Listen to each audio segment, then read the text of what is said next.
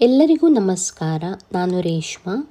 ನಾನು ಇವತ್ತು ಕುಂದಾಪುರ ನಮ್ಮ ಊರಿನ ಸಾಂಪ್ರದಾಯಿಕ ತಿನಿಸು ಹಲಸಿನ ಹಣ್ಣಿನ ಮುಳ್ಕ ಪೊಣ್ಸಾಚಿ ಗರಿಯೆ ಹೇಗೆ ಮಾಡುವುದೆಂದು ನೋಡೋಣ.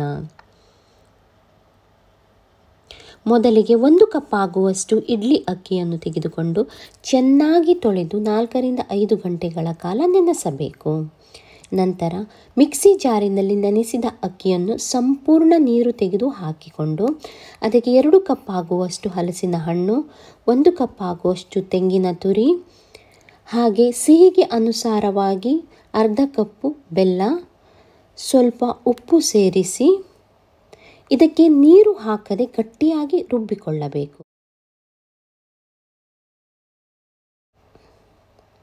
ರುಬ್ಬಿದ ಮಿಶ್ರಣ ಈ ರೀತಿಯಲ್ಲಿ ದಪ್ಪವಾಗಿ ಇರಬೇಕು.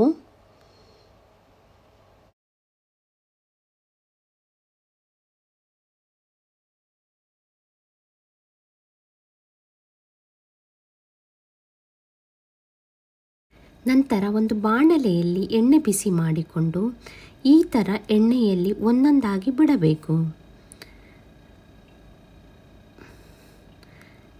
ನಂತರ ಸ್ವಲ್ಪ ಫ್ರೈ ಆದ ಮೇಲೆ ಇದನ್ನು ಮಗುಚಬೇಕು. ಇದನ್ನು ಚೆನ್ನಾಗಿ ಕಂದು ಬಣ್ಣ ಬರುವವರೆಗೂ ಫ್ರೈ ಮಾಡಿ. ಇದು ತುಂಬ ರುಚಿಕರವಾಗಿರುತ್ತೆ. ನಿಮಗೆಲ್ಲಾದರೂ ಹಲಸಿನ ಹಣ್ಣು ಸಿಕ್ಕಿದರೆ ಒಂದು ಸಲ ಟ್ರೈ ಮಾಡಿ.